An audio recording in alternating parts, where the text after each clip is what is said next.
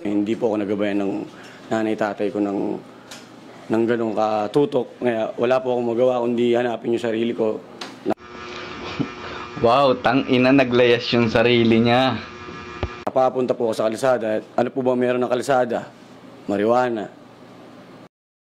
Marijuana. Tang-ina mo, palumpalo ka, dilat mata mo marijuana. Lul! Nako, baka rugby pa bisyo mo. Pero ngayon, positive Bay positive talaga, tang-ina, luwa na yung mate. outlook daw ang pinaiiral ni Haring Maggie kung bakit sa kanya nangyari ito. Kumbaga, siguro ako yung nilagay ng Panginoon dito para... Nilagay ng Panginoon. Ulul, niluwa ka ni Satanas. Sa mga dadaan pa o wag nang daanan tong dinaanan kong mga daanan. Tang-inan to, daanan oh.